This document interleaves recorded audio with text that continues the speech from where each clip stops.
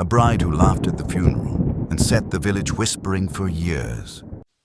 Welcome to Tea and Clue. I'm your host, Elias Thorne. Join the mystery. Drop your location in the comments. I treasure every message you leave. Let's begin. It had rained heavily the night before, but the morning of the wedding dawned clear. The skies over St. Mildred's Church scrubbed clean by wind and washed in the gentle gold of September sun. The hedgerows glistened, the old stone walls steamed faintly, and the bunting flapped with determined cheer in the breeze.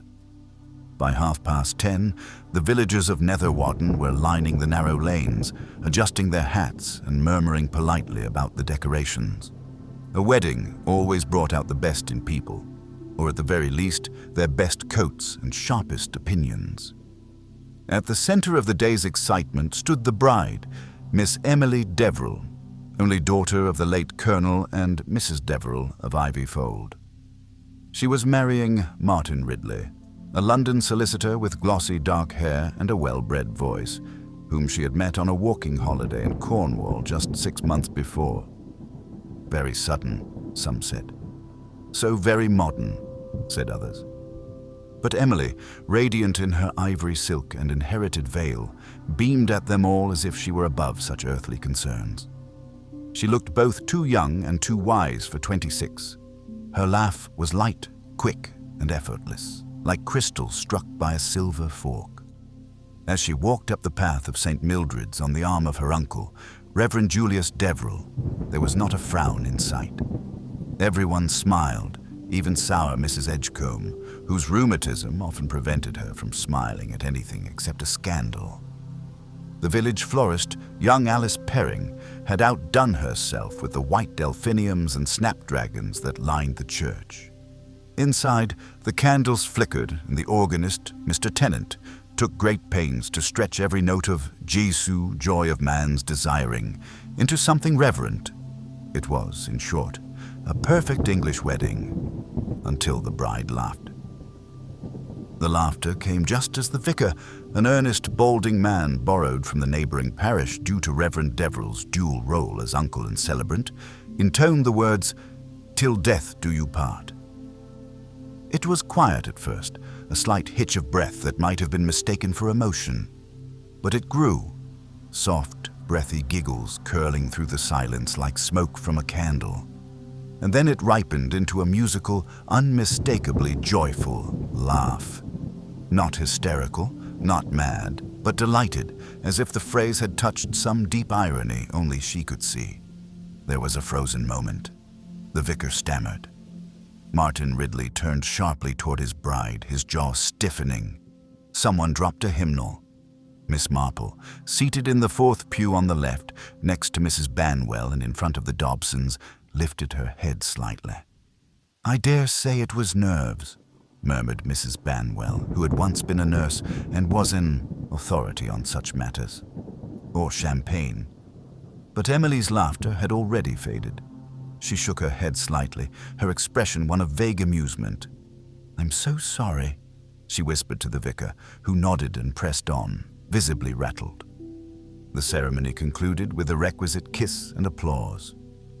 The new Mrs. Ridley led her husband down the aisle with confident poise, pausing to accept compliments, offer cheek kisses, and thank the ladies who had arranged the marzipan flowers on the cake. She did not laugh again. It wasn't until the reception, held at Ivyfold's manicured back lawn beneath a white canopy, that whispers began to circulate. Someone had seen Martin Ridley speak sharply to Emily behind the hydrangeas. Someone else said her Uncle Julius had gone very pale after the service and taken 2 glasses of sherry in quick succession, and old Mr. Craythorne, who hadn't heard much of anything in 20 years, declared with authority that he'd heard a voice behind him in the church mutter, "She'll be buried before the year's out." Miss Marple didn't say much during the reception. She observed the way Martin kept glancing at his wife when he thought no one noticed. She noted how Emily's laughter, so easily given before the vows, had now vanished completely, as if it had been tucked away with her bouquet. And she observed the face of Margaret Lyle, Martin's old friend and alleged former fiancée, who sat alone at a table near the fountain, pushing around a bit of trifle and pretending not to watch anything at all. The final moment of the day came as a surprise to everyone. As the newlyweds stepped into the hired Austin to depart for their honeymoon in Eastbourne, the wind picked up suddenly and scattered a handful of the wedding programs into the air. One fluttered against Miss Marple's leg. She bent to retrieve it. As she did, a shriek split the air. It came from young Alice Perring, who had gone into the vestry to collect her flower scissors. She came stumbling out, pale as chalk, her hands trembling. "There's someone," she gasped. "Someone behind the altar curtain, lying there. I think he's dead." The laughter from the reception died instantly. Somewhere, a teacup clinked to the ground. Miss Marple stood very still, the wedding program still in her hand, her blue eyes calm. "Well," she said softly, more to herself than anyone else, "I suppose one must always expect a little drama when death and marriage appear in the same sentence." And then, quietly, she followed the others toward the church. The interior of St. Mildred's, so recently filled with the fragrance of lilies and vows, now lay cloaked in a thick hush, broken only by the creak of hesitant footsteps and the flutter of bunting through the stained glass windows. The altar curtain, an old tapestry of blue and gold, hung slightly askew. Several villagers hovered by the side aisles, torn between curiosity and propriety. The vicar wrung his hands near the font, murmuring ineffectual apologies to no one in particular. Alice Perring stood pale and rigid at the edge of the chancel, her face damp, eyes wide. Miss Marple approached her gently, resting one gloved hand lightly on the girl's forearm. "My dear, you've had a shock," she said with a voice like soft linen. "No one expects to find a body when fetching scissors. Would you sit for a moment?" Alice nodded mutely and allowed herself to be guided toward a pew. Her knees bent stiffly, like hinges rusted by sudden terror. Dr. Hubert Lennox, summoned by a quick-thinking parishioner, arrived within minutes, his silver-rimmed spectacles sliding down his nose and his hat askew. He had been at the reception himself, consuming seed cake and discussing irrigation with the grocer, and now found himself brushing past bridesmaids and confused groomsmen to kneel by the tapestry. The man behind the curtain lay curled slightly on his side, one hand clenched as if grasping for something no longer there. His suit was dark but rumpled, his collar askew, and his face, while not bloody, was unmistakably still. His eyes stared upward toward the raftered ceiling, wide open and curiously resigned. "Well," said Dr. Lennox after a moment, his voice clipped. "Dead, I'm afraid. Cold, too. Hasn't been dead long. Not more than an hour or two, if that." "Who is he?" someone asked. It was Margaret Lyle, standing just inside the nave, her pale green dress clashing with the deep oak of the pews. Martin Ridley, still in his wedding suit, stepped forward slowly. His expression was unreadable, and he looked not at the body but at his wife. Emily's hands were folded neatly in front of her, the bouquet now absent. Her face held no laughter now, only a curious watchfulness. "That's my former client," Martin said flatly. "Harold Topping. I hadn't seen him in nearly 6 months. He wasn't even on the guest list." Miss Marple, who had not taken her eyes off Martin Ridley since his first word, turned slightly toward the altar. "I take it then, Mr. Topping was not a friend of the bride's either?" Emily answered with a shake of her head. "I never met him," she said, her voice calm. "Martin mentioned him once or twice. He was involved in some sort of land dispute, I think." "Blackmail," murmured Margaret Lyle, loud enough to turn several heads. Martin's jaw stiffened. "That's a malicious exaggeration, Margaret." "Is it?" she replied, with a touch too much brightness. "Funny timing, isn't it? Turning up at your wedding." "Enough," said Reverend Deverell suddenly, stepping forward with uncharacteristic steel in his voice. "This is neither the time nor the place. There's been a death. The police must be called." They were. And when Inspector Craddock arrived, his moustache twitching with curiosity and displeasure, he found a room full of respectable villagers, trying their best to appear both cooperative and uninvolved. Craddock was no stranger to Nether Warden. He'd been called in last year when the church's golden chalice went missing, and was later discovered in the mayor's umbrella stand. But this was different. This was murder, or at the very least, something terribly close to it. "Miss Marple," he said, nodding toward her. "I was hoping I wouldn't see you today. And yet," she said pleasantly, "here we are." The examination was brief.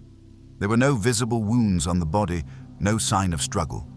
The only item in the deceased's jacket was a monogrammed handkerchief, 2 tram receipts from Chiswick, and a calling card bearing the name H. Topping, property consultant. "Was anything taken from the vestry?" Craddock asked. "Anything disturbed?" "No," said Reverend Deverell, who had checked after Alice's discovery. "The collection box was untouched. Even my sermon notes were still on the desk." Miss Marple watched as the inspector examined the scene with diligent care. He was not a foolish man, but he was, as most were, inclined to think of motive in loud, linear terms: anger, revenge, passion. She, however, found that guilt was often quieter, expressed in lowered gazes and the angle of a hand. She turned to Emily Deverell, who had said nothing since her husband identified the body. "You laughed during the ceremony," Miss Marple said, her tone gentle but precise. "Not at the time one would expect." Emily's gaze met hers steadily. "Yes," she said, "I did. May I ask what struck you as amusing?" Emily's lips curved slightly, not a smile precisely, but the ghost of one. "It wasn't amusement," she said. "Not really. It was recognition of something I'd thought I'd forgotten." Martin looked at her sharply but said nothing. "Recognition of Mr. Topping?" Miss Marple asked. "No," Emily said, her voice even, "of a phrase, 'Till death do you part.' It reminded me of something my mother once said." Miss Marple nodded. "Mothers do leave us with things," she murmured, "often inconvenient ones." By early evening, the reception was abandoned. The cake went untouched. The dancing never began. Guests drifted away with the heavy politeness of people uncertain whether they were allowed to enjoy themselves or not. The Ridleys, now technically married, retired to Ivy Fold to await further questioning. The corpse of Harold Topping was removed discreetly by the undertaker's van just after 6 o'clock. Miss Marple, for her part, returned to her cottage with a sprig of delphinium in hand and a mind already sorting threads. The man had not simply fallen dead behind the altar curtain. That much was clear. His posture suggested he had been placed or had hidden there. His eyes, open and distant, were not wide with surprise but with a peculiar serenity. It was not the face of a man who had been ambushed, but rather one who had been waiting for something or someone. She took her knitting to the chair by the window, though she didn't touch the needles. What had he been waiting for, or more accurately, who had he come for? By the following morning, Nether Warden was humming like a disturbed beehive. The news, half true, wholly embellished, spread faster than Miss Greaves's marmalade gossip at the WI luncheon. A man found dead at a wedding. Not a villager, possibly poisoned, possibly shot, possibly strangled with a ribbon, though that last detail was the invention of Maudie Clench, who'd once read a rather racy mystery novel and fancied herself something of a connoisseur of such things. Miss Marple, however, was not speculating. She was already thinking in quiet, ordered lines. She took her tea without sugar, read the paper without seeing it, and left her cottage just after 8. Her gloves fastened, her hat modest, and her bag containing nothing more than a notebook and a parcel of shortbread for Alice Perring. She stopped first at the vicarage. Reverend Deverell, though composed, looked older than he had 2 days ago. The death had shaken him. He greeted her in the study, a heavy book of psalms open before him, though clearly unread. "You'll be pleased to know," he said, trying to muster his usual warmth, "that Inspector Craddock has been most thorough. He believes the man was poisoned, something ingested. There's talk of strychnine." "Poor Harold," Miss Marple said softly. The vicar blinked. "You knew him?" "Number, but anyone found dead at a wedding has earned a sort of shared pity, don't you think?" The vicar nodded and sighed. "And to think it happened just behind the altar curtain. I shall feel his presence each time I lift it." Miss Marple studied his expression. "He must have entered the church just before the ceremony. That's what Craddock thinks. Though how no one saw him." "I suspect he was let in," Miss Marple said gently. The vicar stared. "Let in? People rarely sneak into churches without good reason. Or an invitation. He came to meet someone and waited quietly for them." Reverend Deverell's brow furrowed. "But whom?" Miss Marple didn't answer. She left the vicar to his psalms and walked across the green toward Ivy Fold. The house had belonged to the Deverells for 3 generations, and though a little shabby around the edges, it retained the sort of grandeur that suggested lineage, not comfort. The gates were open. The door was not. She was received by Mrs. Finch, the housekeeper, a stooped woman with hands like gnarled twigs and a suspicious squint. "Mr. and Mrs. Ridley are at breakfast," she said with a sniff that implied it was more luncheon than breakfast and more bickering than eating. "Shall I say you've come?" "No need. I'll wait in the garden. I've brought shortbread, for Alice, really, but perhaps Madam will like one." Mrs. Finch eyed the tin. "She hasn't touched her food this morning." Miss Marple gave a kind smile. "Grief has many cousins." She was shown out to the rear terrace, where the formal garden sloped down toward a line of willows. A table with 2 breakfast trays stood beneath a cream parasol, and from the house, raised voices filtered faintly through the open windows. "I don't care what the inspector asked," came Emily's voice. Sharp, clear, unshaken. "He wasn't on our list. I didn't invite him. You say you haven't seen him in 6 months. Why would he come?" Martin answered, too low for Miss Marple to catch. "And if he did," Emily continued, "what did he expect to happen? To watch us say our vows? Or stop them? Honestly, Martin, if there's something you're not telling me, I'd prefer you did." There was a long silence, then the sudden scrape of a chair and the click of a door shutting. Moments later, Emily appeared on the terrace, her dressing gown belted tightly, her blonde hair wound in a knot that suggested defiance more than decorum. "Oh," she said, her eyes narrowing slightly. "Miss Marple." "I do hope I'm not intruding," Miss Marple said. "You are, but I don't mind." She sat. "You've brought biscuits. Shortbread. Alice has had a fright." Emily picked up one, broke it in half and set it down again. "I suppose everyone thinks I knew him," she said flatly. "That I planned it, that I laughed at a funeral because I had a hand in it." "No one said funeral," Miss Marple replied gently, "and no one thinks you planned anything, though I dare say a few have wondered." Emily glanced sideways at her. "Have you? I've wondered why a man would hide behind an altar curtain at a wedding. It's an unusual choice of venue. Maybe he wanted to cause a scene, and yet he didn't. He made no move. He died there, quietly, hidden." Emily exhaled. "It's horrible. Somewhat, but also curious. I think he was waiting. For me? I don't believe so, but perhaps for your husband." Emily's mouth tensed. "Martin says they had no contact, but Margaret seems to think otherwise." "Margaret sees what she wishes," Miss Marple said, her voice mild. "But Harold Topping was a man who had dealings. A property consultant, yes, but also a man with debts. He was clever about where he placed himself. One does not attend a wedding uninvited unless one hopes to gain something." Emily was quiet for a long moment. "Do you think he was blackmailing Martin?" she asked at last. Miss Marple didn't answer directly. "Did Martin seem surprised to see him?"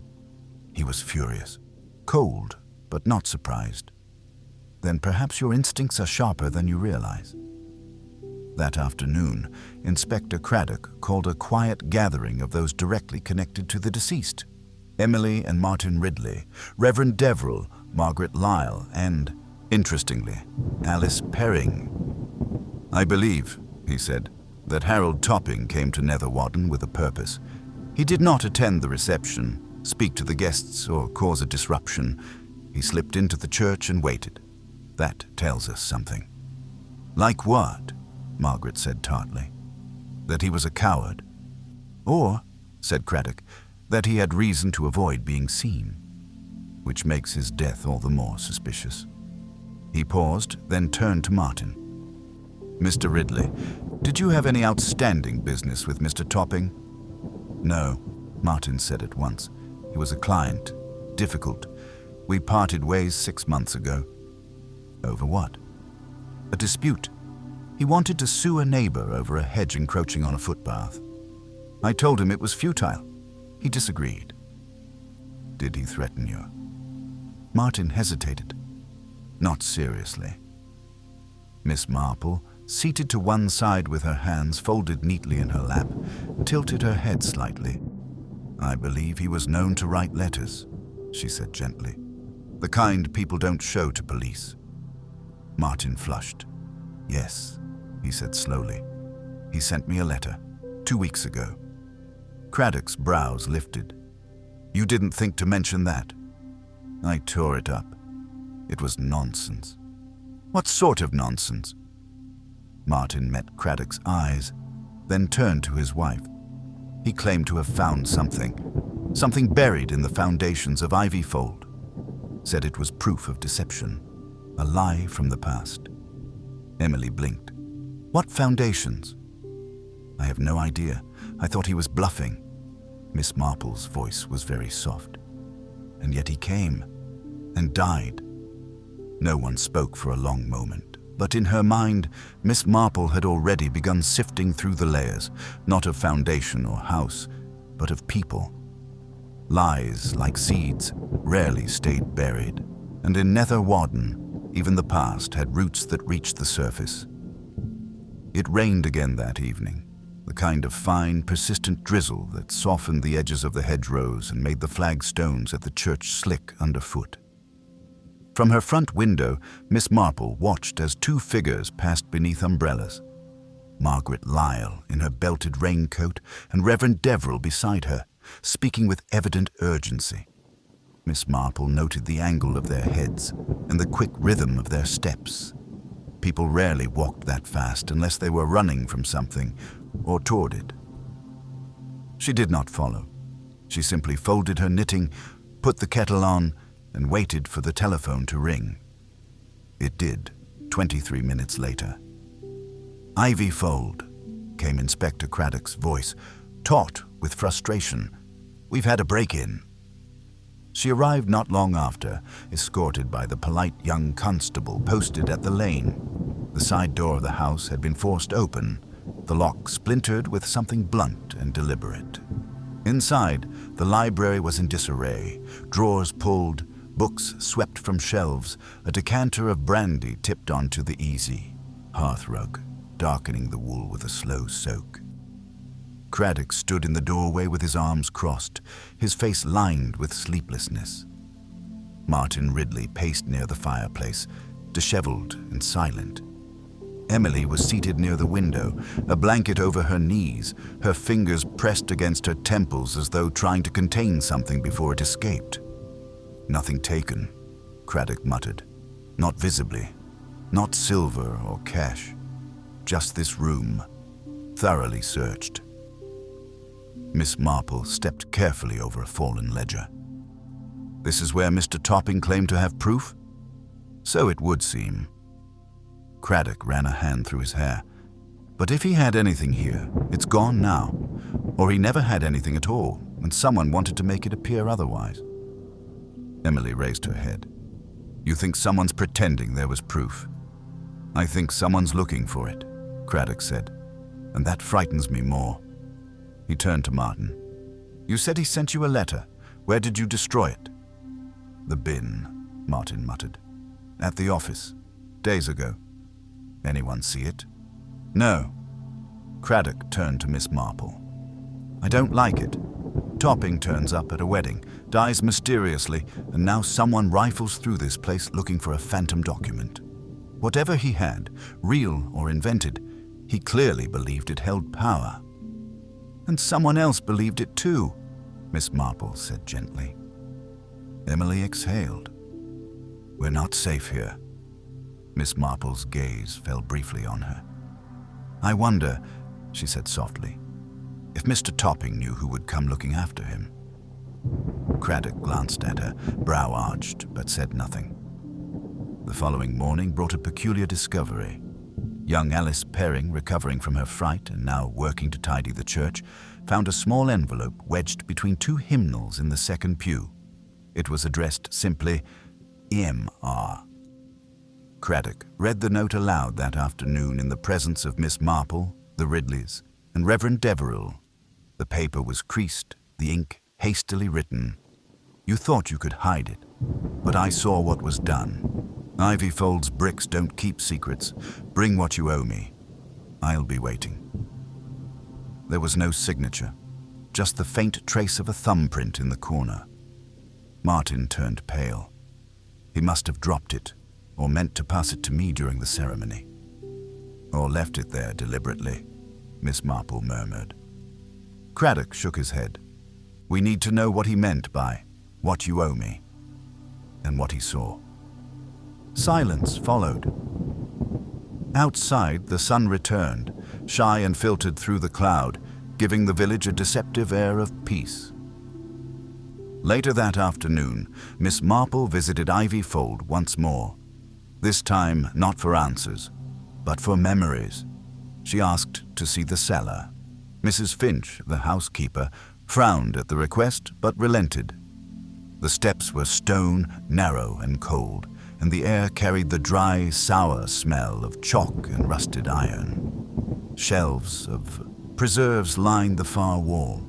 Old wine crates, a broken frame, boxes marked C. Deverill letters. Miss Marple crouched slowly beside one of the walls. She touched the mortar gently. Her fingers came away with dust. What are you looking for? Emily's voice behind her was low. Disruption, Miss Marple replied. Not damage, just something that doesn't belong. She ran her fingers along the edge of one brick and gave a faint hum. Has the cellar always looked like this? I wouldn't know, Emily said. It's always been the same to me. Then perhaps not to someone else. She did not elaborate. She simply stood, dusted her skirt, and left with a curious light in her eye. That evening, the gossip at the King's Pippin turned suddenly practical. Margaret Lyle had arrived with high color in her cheeks and a story she had clearly rehearsed on the walk from her cottage. She told it first to the barkeep, then to the postmistress, and within the hour, the whole front room was echoing with her declaration. I saw Topping that morning, she said, outside Ivyfold, just before the wedding. He wasn't hiding, he was waiting at the garden wall. What for? Someone asked. Margaret lifted her glass. For her. A hush fell. She came out, Margaret continued. Emily, in her wedding dress. And they spoke. Only a few words. Then she turned away and never looked back. But he looked stricken, like she'd said something final. Did you tell the police? Mrs. Banwell asked, shocked. Just now, Margaret said smugly. The next morning, Inspector Craddock came calling. Is it true? He asked Emily flatly. Did you speak to Harold Topping before the ceremony? Emily did not flinch. Yes. Craddock stared. And you failed to mention this because it didn't matter. He came to frighten me. He wanted me to stop the wedding. On what grounds? Emily's gaze cooled. He said Martin had lied, that the foundations of Ivyfold held the truth. I told him I didn't believe him, and I don't. Miss Marple, present once again, spoke quietly. Was it truly that you didn't believe him, my dear? Or that you didn't want to? Emily's hands clenched. He said Martin wasn't who he claimed to be, that the house belonged to someone else. that papers were forged. Craddock frowned. Papers? He didn't explain. Craddock made a note. Did Martin ever speak of ownership issues? Land rights? No, Emily said. Never. Miss Marple watched her with interest. And you never wondered why the house, so long in your family, passed into your hands so late? I inherited it from my uncle after my mother's death. Did you? Or did he leave it to your husband? Emily blinked. Number, that's not... She paused.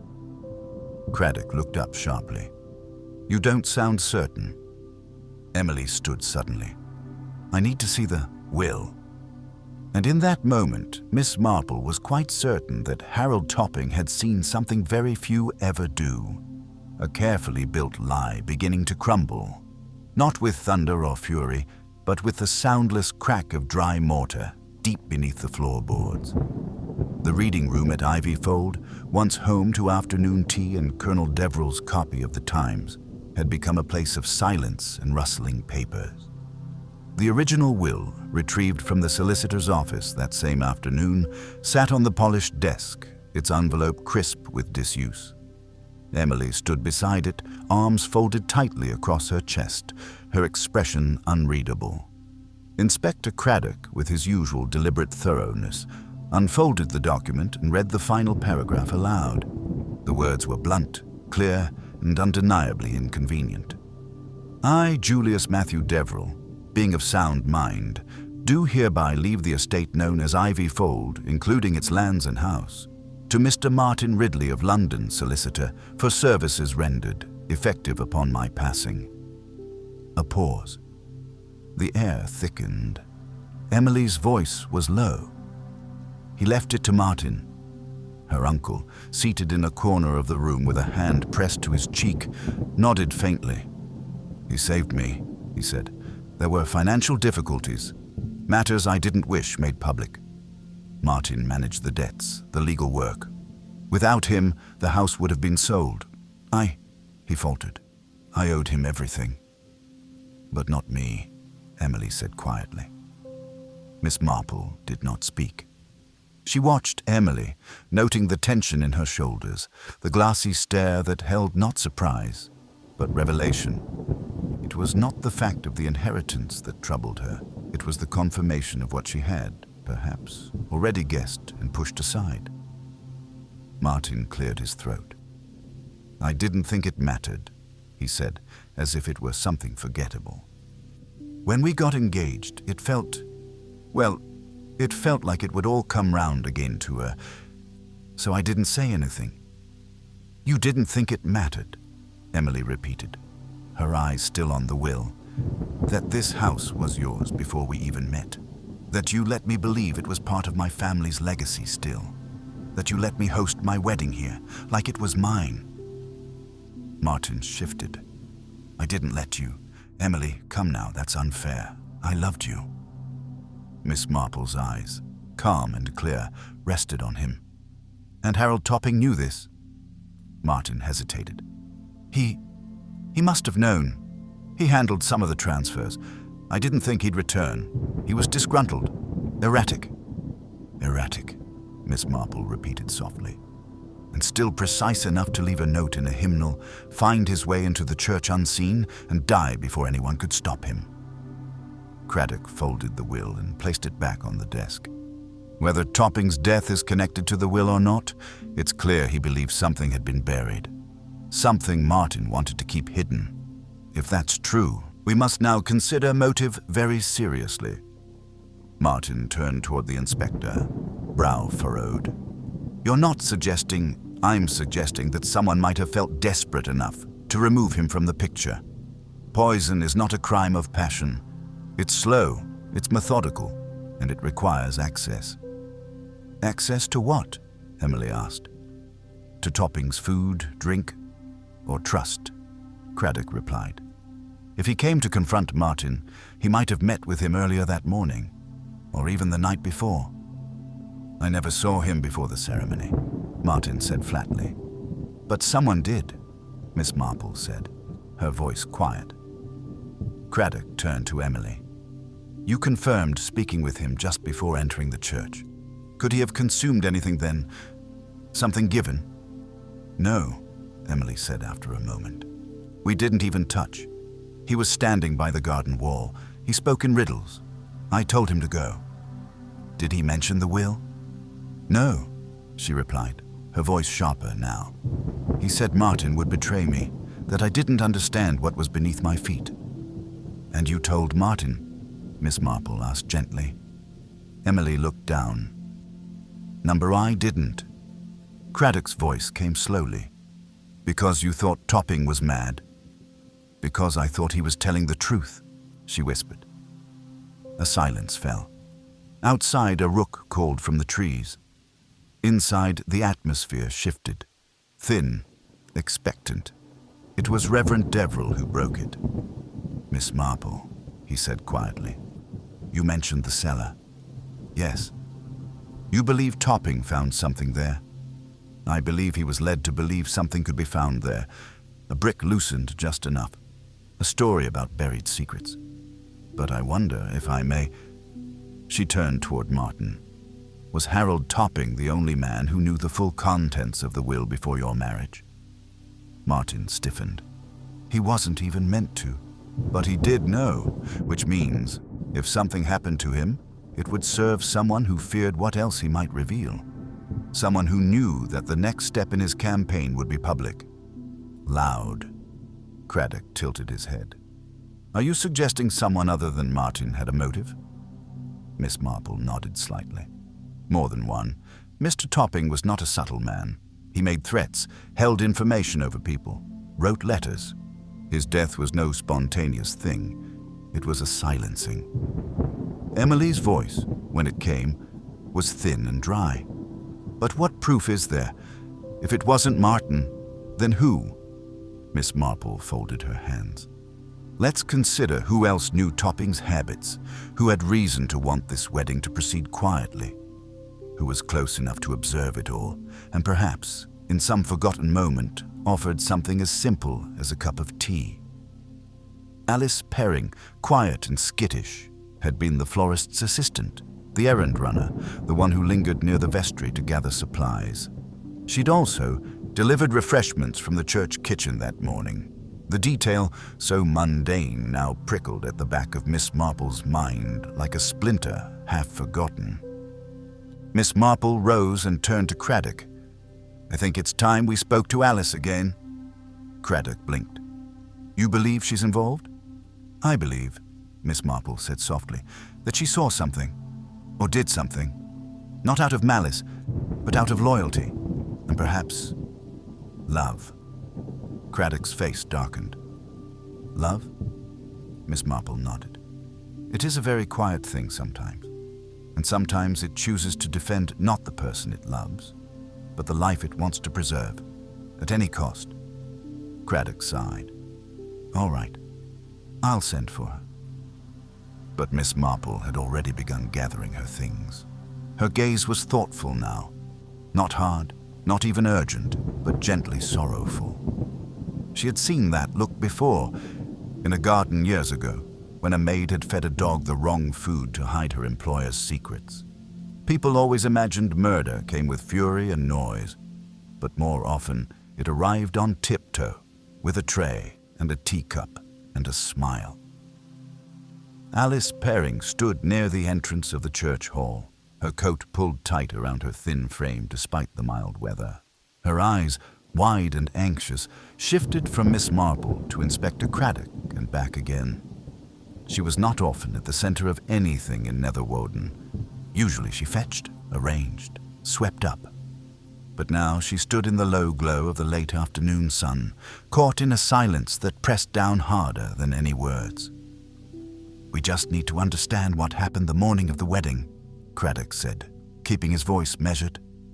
Nothing more. You were in and around the vestry, weren't you? Alice nodded.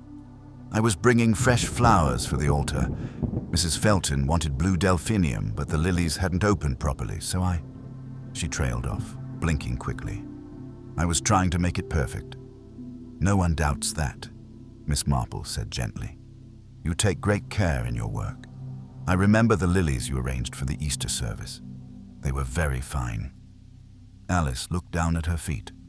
We also know you were one of the last people to see the vestry before Mr. Topping was found. Craddock continued. Did you see him enter the church at any point that morning?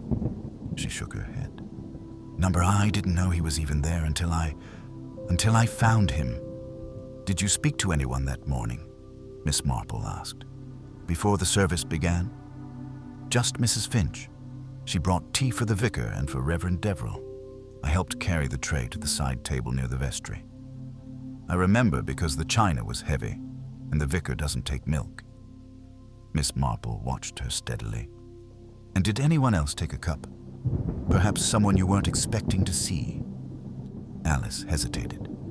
There was someone, she said finally, her voice low. A man.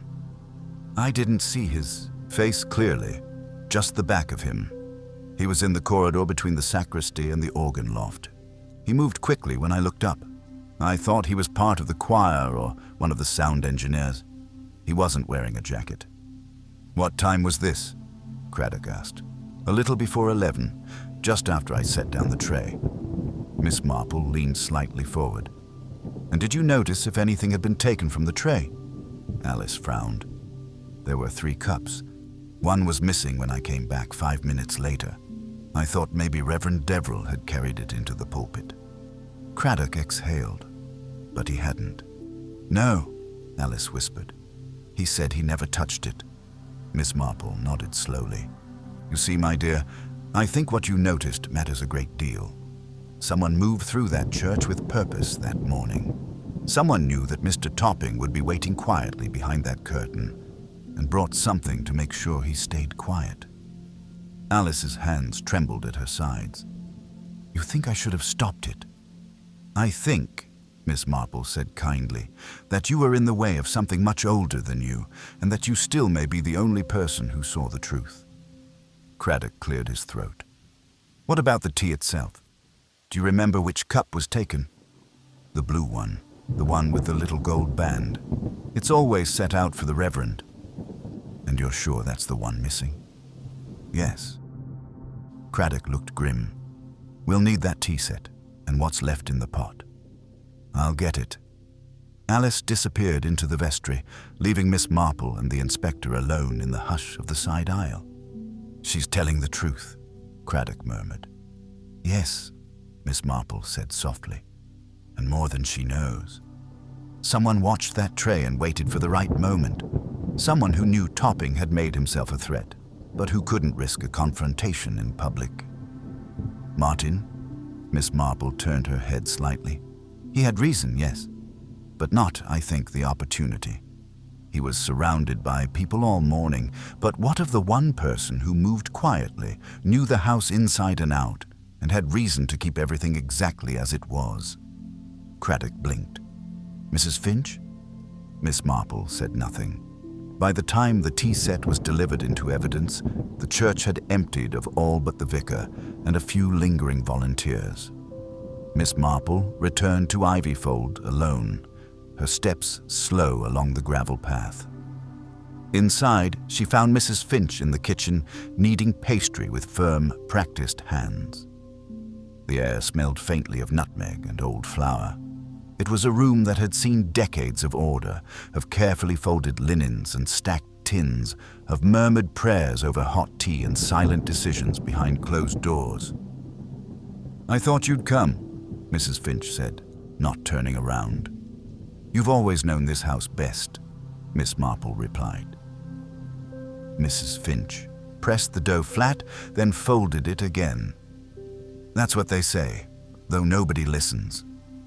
You were here before Emily was born, weren't you? 37 years, the older woman said. I raised her. I raised them all. Miss Marple stepped inside, and you saw Harold Topping that morning. I did. What did he say? Mrs. Finch's hands stilled. He said he would ruin everything, said Martin had tricked us, and the house never should have passed out of the Deverell line. Miss Marple's voice was gentle. And you believed him? I didn't care, Mrs. Finch snapped. That house is hers, no matter what a piece of paper says. That girl walked the halls in her mother's arms, learned to read in the morning room, wept into my apron when her father died. She is Ivy Fold. And you thought Topping threatened that? He did, Mrs. Finch said fiercely. With his talk of false deeds and signatures, I could see it. Emily doubting, pulling away, beginning to think Martin was something dark. All because of a man who wanted money. Miss Marple's expression didn't change. So you made tea? Mrs. Finch's jaw clenched. He was already behind the curtain, hiding like a rat. I brought it in, set it down with the rest. And when Alice wasn't looking, I carried the blue cup across and told him the groom had asked him to wait. And he drank. Every drop. Miss Marple folded her hands. You used foxglove, didn't you? The older woman stared at her. How do you... There was some growing beside the kitchen fence, Miss Marple said calmly. No longer there now. Foxglove is very beautiful and very dangerous when brewed strong. Mrs. Finch exhaled, a deep, exhausted breath. I didn't want to kill him, she said at last. Just make him ill enough to stay away, but he must have taken it on an empty stomach. You gave him too much, Miss Marple said softly.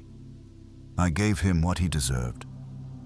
Outside, the wind picked up, rustling through the ivy that clung to the stone walls like old secrets. Mrs. Finch looked away. I wasn't going to let him take the house from her. Or from me. She would have survived, Miss Marple said gently.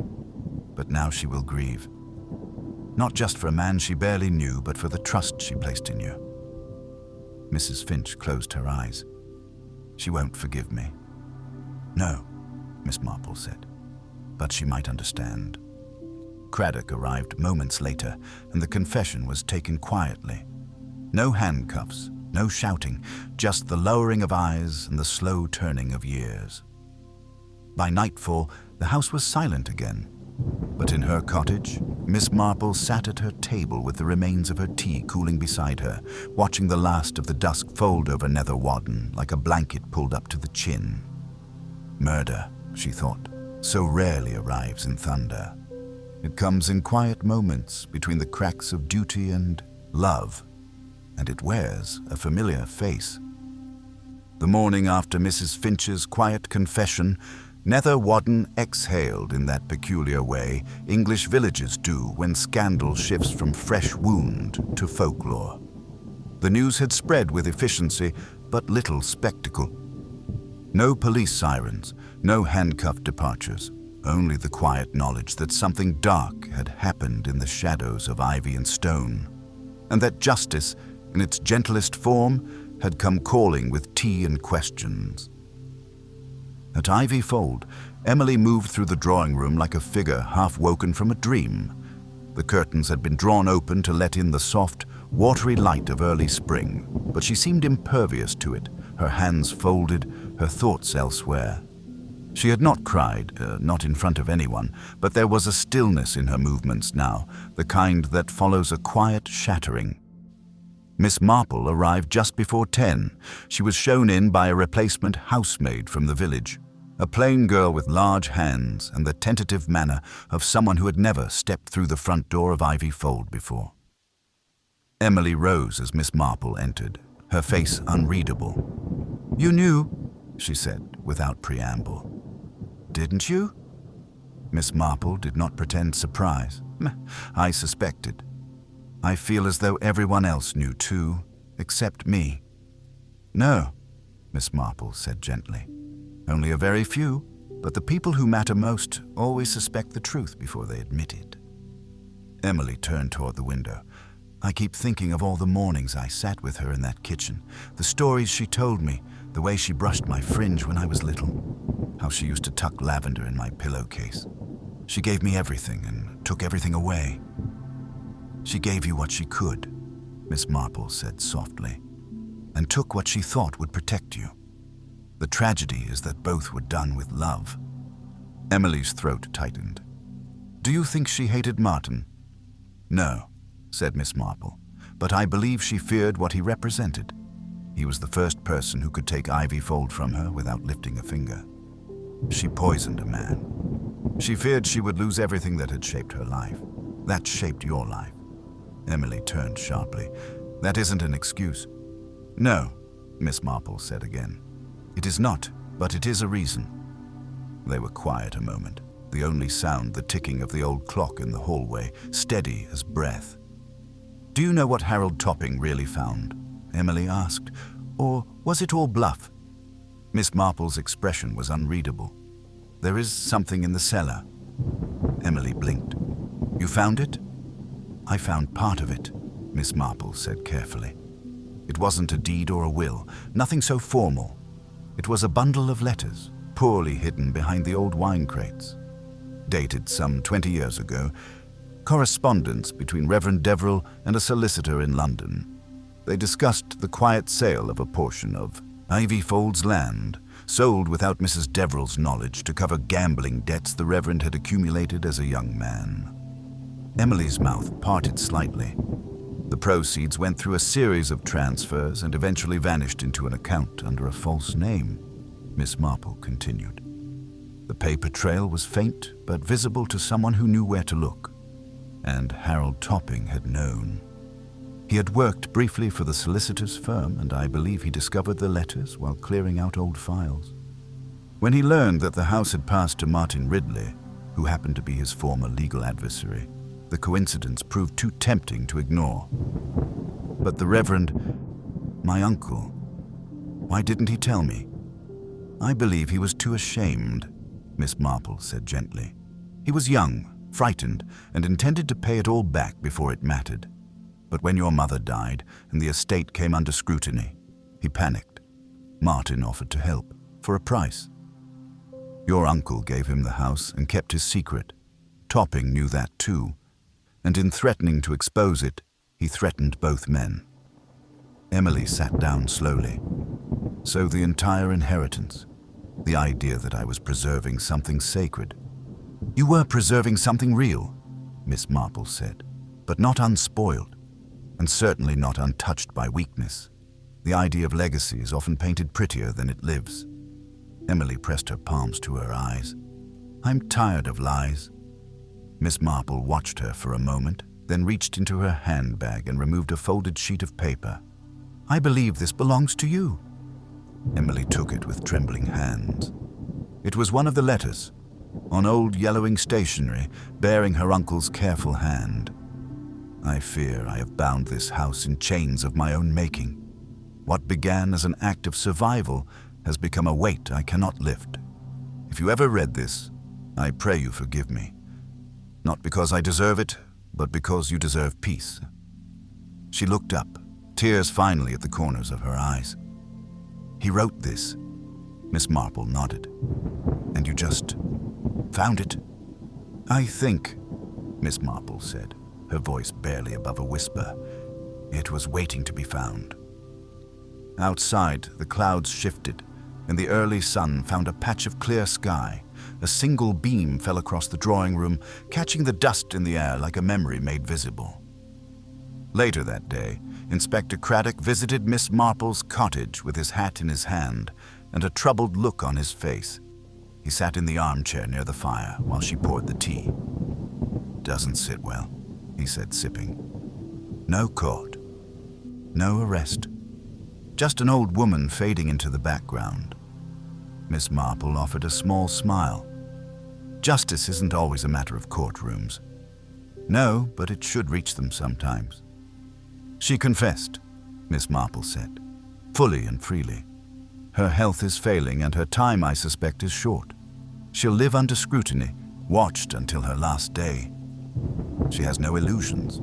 Emily has cut her off. The village knows, and the house she gave everything for will never feel like home again.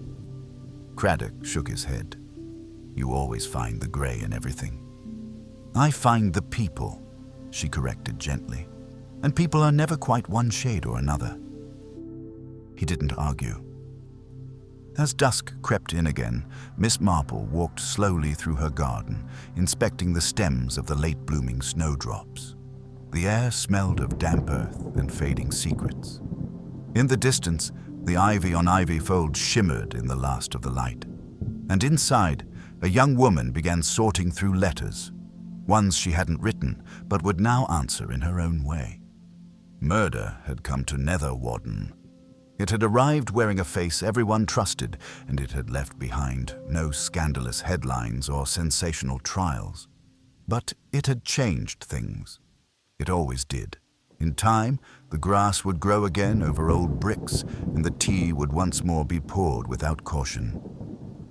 But somewhere beneath the stone and story of Ivy Fold, a silence remained, a still echo of the truth uncovered by a woman who saw more than she ever said, and who never, ever underestimated what love, fear, and a teacup could do. For the next several days, Netherwarden seemed to tiptoe around its own memory, as if unsure whether it ought to grieve, gossip, or quietly forget. At the church, Reverend Deverell resumed his sermons with a slightly altered cadence. He spoke more slowly, as if tasting each word before trusting it. At Ivy Fold, the windows stayed shuttered on the upper floors, and the sound of clattering teacups had not been heard since Mrs. Finch's departure. Emily kept to herself, walking the gardens in her coat even when it didn't rain, a letter always clutched in her pocket, like a talisman she couldn't quite put down. Miss Marple did not visit again until Thursday morning.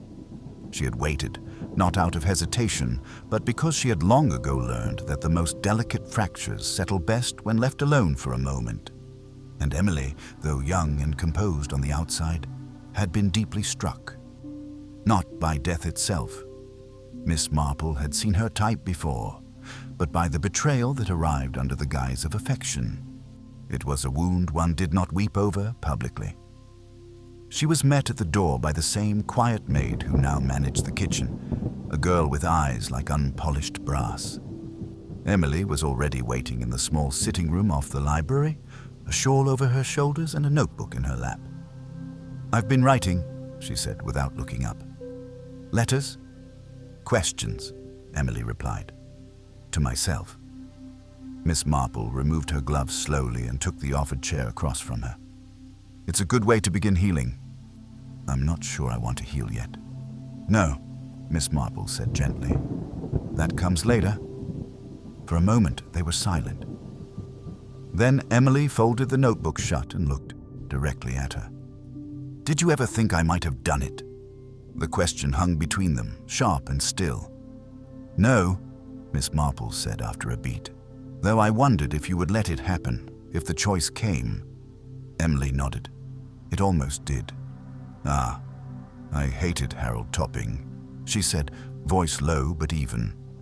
"Not because of what he knew, but because of what he threatened, what he represented. I was afraid of becoming someone who lived only in the past, in rooms where the walls whispered my name because I had nowhere else to be." "And instead," Miss Marple murmured, "you found that the future wasn't so solid either." Emily's mouth lifted in something between a smile and a wince. "Do you think that's what frightened Mrs. Finch? That I might leave?" "I think," said Miss Marple, "she feared you might not need her anymore. Some people guard homes more fiercely than hearts." Outside, a small wind stirred the ivy along the window panes. It moved with the sound of old paper being turned, just audible enough to suggest that something forgotten had remembered its place. "Martin came by yesterday," Emily said suddenly. "He asked if I'd still go through with the legal transfer, let the house formally pass back to me." Miss Marple's brows lifted faintly. "Did you agree?" "No," Emily said. "I told him I'd be moving. I'm letting the house to tenants, a family from Devon. 3 children, one of whom plays the cello." "That seems rather modern." "It is modern," Emily said. "I think I like it." Miss Marple's smile touched the corners of her eyes. "And where will you go?" "There's a small cottage down the lane from where Margaret Lyle's aunt used to live. It's overgrown and has terrible curtains, but the roof is sound." "And the ghosts?" Emily's gaze didn't waver. "They can stay here. I've no use for them anymore." The conversation turned after that, shifting to mundane topics, the difficulty of pruning gooseberries, the peculiar disappearance of Mrs. Trowell's cat, and the recent change in postmasters. But beneath it all ran the thin current of peace. Not yet calm, but steadier than before, like a path slowly clearing after fog. When Miss Marple finally left Ivy Fold that afternoon, she paused at the gate to glance back. The house stood as it always had, stone and ivy and memory holding each other in a kind of wary truce. But something in the windows had changed. The light that glowed there now was gentler, more distant, as if the house itself had exhaled. That evening, over tea with Inspector Craddock, she recounted the visit. They sat in her front parlor, the ticking clock keeping gentle rhythm with their thoughts. "Ivy Fold will have new tenants soon," she said. Craddock looked surprised. That was fast. "She's quite decisive when grief isn't watching." He stirred his tea. "And Martin?" "Left for London, possibly for good." "He's lucky," Craddock muttered. "Had Topping lived another day, I'd have had enough for a full inquiry into his role in the property misdirection. As it stands, the law sees poor choices, not criminal ones." "Poor choices," Miss Marple repeated softly. "Yes, I suppose that is what we call them, until someone dies." Craddock looked at her over the rim of his cup. "Do you think Mrs. Finch would have confessed if you hadn't gone to her?" "No, but she would have been found out eventually." "Perhaps, but in the end, it was not evidence that mattered. It was conscience." Craddock set down his cup with a sigh. "There's something awful in that, you know. That the clearest truth we have isn't always a thing we can write down." Miss Marple smiled faintly. "It rarely is." Outside, the sky had begun to darken. A few birds circled above the chapel steeple, their wings casting fleeting shadows on the roof below. The village breathed in its sleep, and somewhere far down the lane, a child laughed, sharp and bright against the hush. After Craddock left, Miss Marple remained by the window. She did not knit, she did not read. She simply sat with her hands folded and her gaze steady. She thought of Emily, shedding a legacy that had once defined her, of Ivy Fold, no longer anchored to one bloodline, of Mrs. Finch, who had wielded love like a weapon, and of Harold Topping, whose truth had come too late to save him, but not too late to change everything. Miss Marple had seen it all before. She would see it again. Murder was never truly about malice. It was about pressure, the unbearable, the slow, the deeply personal. And sometimes it was simply about what people chose to protect when the past reached up from the floorboards and whispered that it was not done with them yet.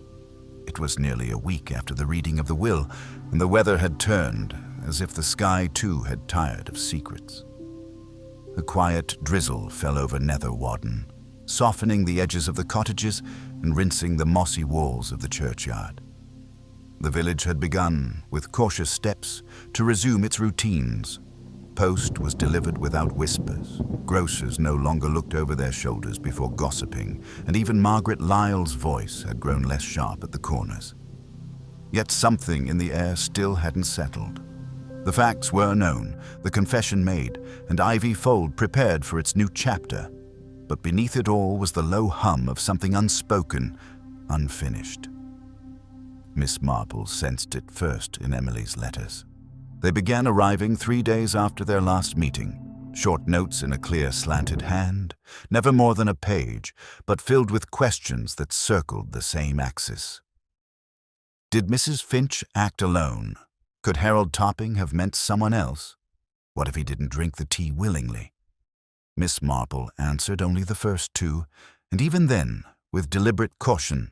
She did not believe in reopening wounds, but she also did not believe in sealing a grave while a whisper still stirred in the soil above it. And then came a letter that made her pause mid-supper. It contained only 2 sentences.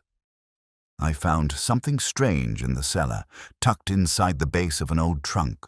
It wasn't mentioned in the inventory Martin gave the solicitor. The next morning, She set out again for Ivy Fold. The tenants had not yet moved in, and Emily had taken to spending her days there alone, sorting books and boxing up linens, as if each item removed stripped away another claim the house once had on her. Emily led her down to the cellar without preamble, a torch in her hand, and a look in her eyes that was neither fear nor hope, but something sharp in between. "It was tucked into a false bottom," she said, kneeling beside the trunk. "I was looking for old linen, and the wood inside rattled when I set it down. I pried it up." Inside, resting on a square of black velvet, was a small parcel wrapped in oilskin and bound with twine. Emily untied it carefully and held the folds open. Miss Marple looked down at what rested there, a slim diary, no larger than a hand, bound in brown leather with a single brass clasp. She reached out and touched it with one gloved finger, then opened to the first page. The handwriting was unfamiliar. Small, tense, angled hard to the right. A man's hand. And the first entry read, 5th February. She says she's pregnant. I don't believe her, but the timing could ruin everything. If she speaks, I'm finished. Must find a way to keep her quiet. M says to let the girl talk, but he doesn't understand what I stand to lose. Miss Marple looked up slowly. "Who is she?" she asked. Emily shook her head. "There's no name. The entries go on like that. Fragments, but in one of them, he refers to something buried in the walls of the wine alcove. He even draws a small diagram. Oh, I think Harold found this diary first, and whatever it refers to, this was his leverage." Miss Marple turned the pages carefully. The entries were sparse but intense. Mentions of the girl, veiled threats, financial pressure, and increasing panic. The name M appeared often, sometimes scrawled with frustration, sometimes as a source of advice. And in one entry, written with heavy pressure that had nearly torn the page, was a line that made Miss Marple's spine stiffen. "If M goes through with the marriage, it will all collapse. She must never find out." She looked up at Emily again, her voice quiet but firm. "This isn't Martin's hand." "No," Emily said, her lips tightening. "It's Reverend Deverell's." Miss Marple said nothing for a long moment. Then she closed the diary and wrapped it back in the cloth. "You must give this to Inspector Craddock." Emily didn't move. "He already knows about the letters in the cellar," she said. "But this is different. This diary isn't about finances. It's about something else. Something worse." Miss Marple nodded. "Yes, and it might finally explain why Harold Topping came to that church so quietly, why he hid, why he never called the press or went to the police. He was playing a final hand, but he didn't realize he wasn't the only one with cards on the table." Emily sat back on her heels. Her face looked older now, not aged, but clarified, as if too many truths had pushed the shadows away from her eyes. "You think Mrs. Finch killed the wrong man?" "I think," Miss Marple said carefully, "she believed she was protecting you. From scandal, from shame, from losing the house. But she never asked herself who the real danger was. Harold Topping knew something about your uncle. Something not even Martin had realized. And when he came to Ivy Fold that morning, he was no longer bluffing." They sat in the cold silence of the cellar, the sound of the rain above them like soft footsteps pacing the roof. Then Emily stood. "I'll write to Craddock." Miss Marple said nothing more. She knew the wheels were already turning. Craddock would examine the diary, compare the handwriting, revisit the timeline of events. It was unlikely Reverend Deverell had administered any poison himself. His health had been failing for months. But if Harold had threatened to expose him, if Martin had begun to suspect, if Mrs. Finch had been told only part of the story, it no longer mattered who had tipped the teacup. What mattered was the slow, choking weight of deception that had settled over the Deverell name like a fog, and how many people had tried to walk through it without seeing the edge of the cliff. That evening, as the village lights blinked on one by one, and the rooftops steamed faintly under the clearing rain, Miss Marple sat again by her window, the diary now sealed in a paper envelope beside her. She would deliver it by hand in the morning. Behind her, the fire crackled. Her knitting lay untouched in the basket. And outside, the church bell tolled once, soft and heavy, as if announcing the end of something not quite a death, but very near to it. She closed her eyes, her thoughts circling the last quiet entry she'd read, before slipping the diary shut. I buried the truth once. But it keeps growing back, like ivy, no matter how often I cut it down. Yes, she thought, it always does. The following morning, Inspector Craddock arrived at Miss Marple's cottage with his collar turned up against the wind and his expression darker than the sky behind him. She had been expecting him. The diary lay on the side table, already rewrapped in its oilskin and sealed in a plain brown envelope. She poured his tea before he spoke, and he accepted it without thanks, something she forgave, knowing what he was about to say. "I've read it," he said, voice low. "Every word. It's real. The dates line up. The handwriting, confirmed by the bishop's office, matches old parish records in Deverell's own hand. No question." Miss Marple waited. Craddock rubbed the back of his neck.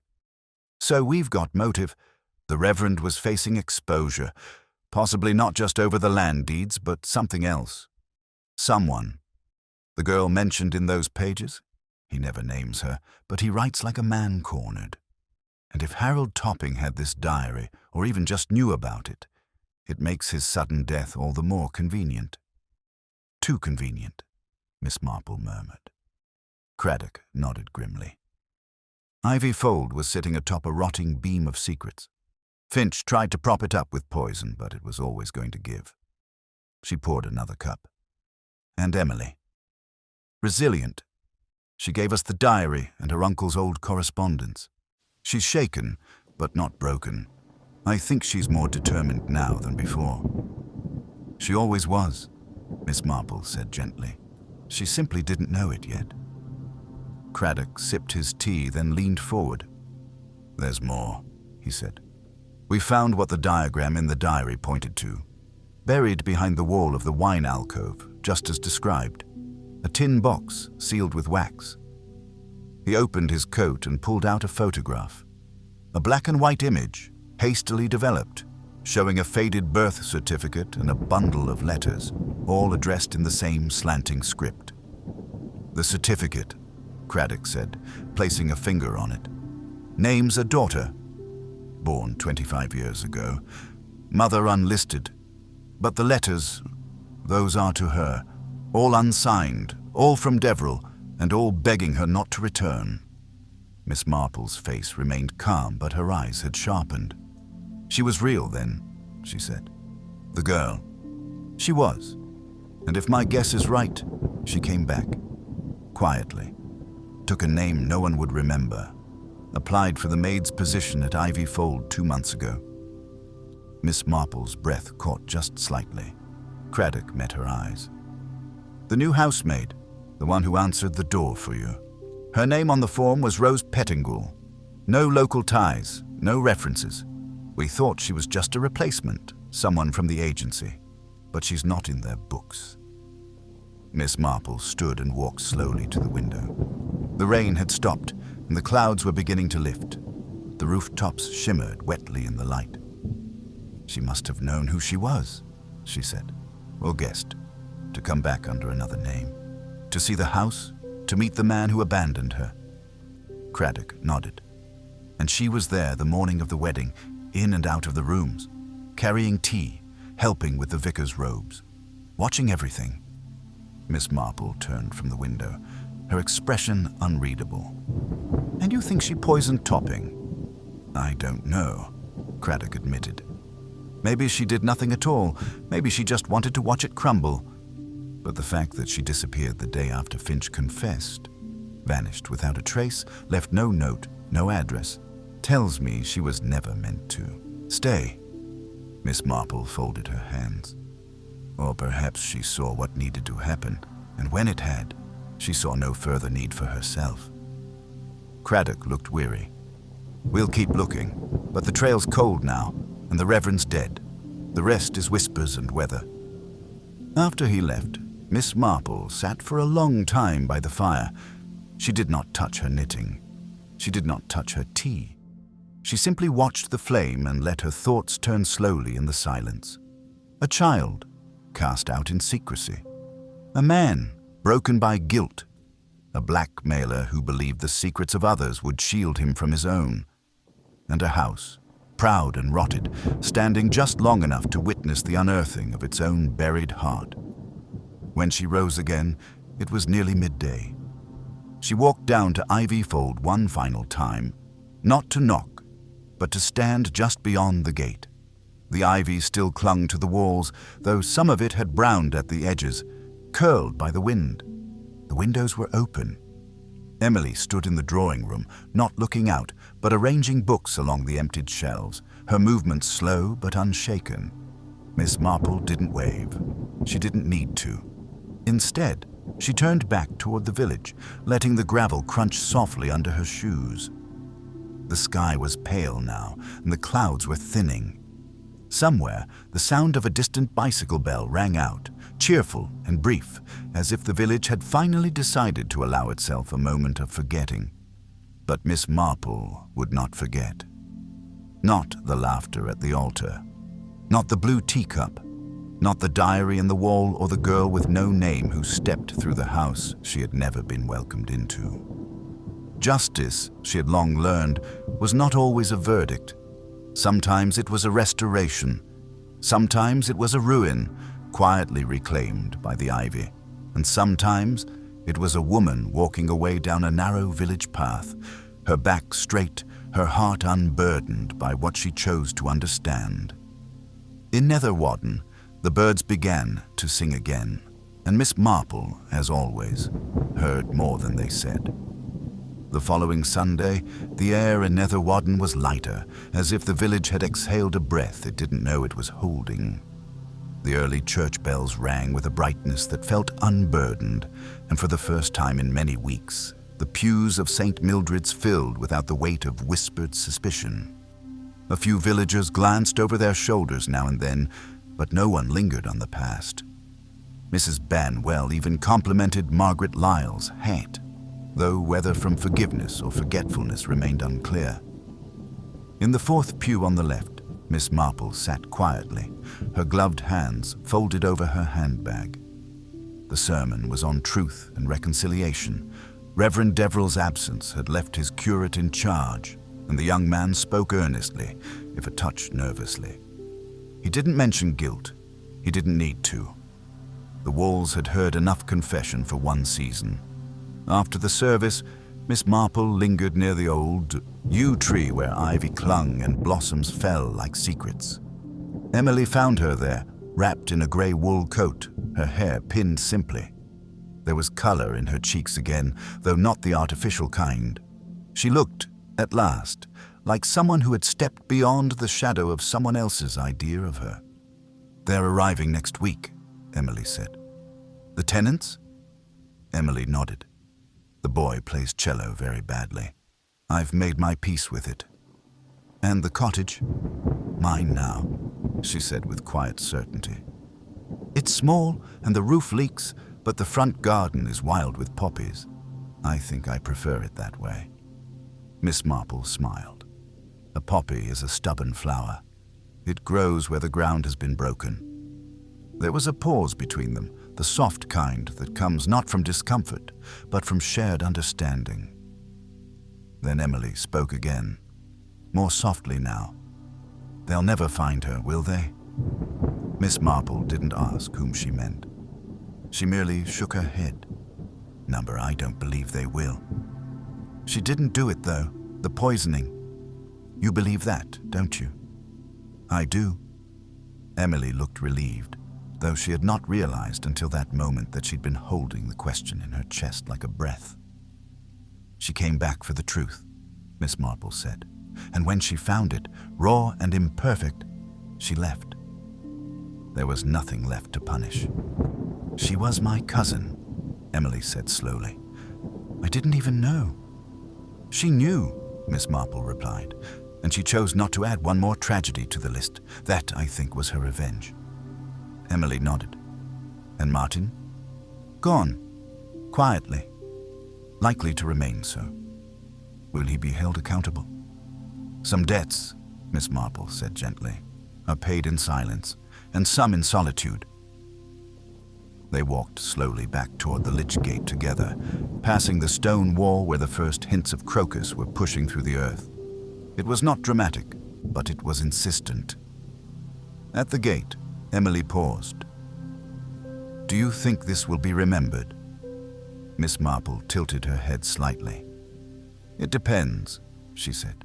"In villages, everything is remembered, but not always accurately. Soon enough, it will become a story people tell when they want to sound worldly. 'The bride who laughed at the funeral,' they'll say. But the rest, the diary, the girl, the truth behind the wall, those parts will stay where they belong. Quiet, rooted." Emily touched the gate post, then turned to go. Miss Marple remained a moment longer, watching the trees shift in the breeze. Then, with the lightness of someone who had once again survived the worst of human nature, she turned and made her way down the path toward home. In her sitting room, the fire waited patiently. A new pair of knitting needles sat beside her chair, and outside, across the rooftops of Nether Wadden, the air stirred not with scandal, but with the ordinary sounds of life. Murder had come, but truth, as always, had stayed, had stayed, had stayed, had stayed, had stayed, had stayed, had stayed, had stayed, had stayed.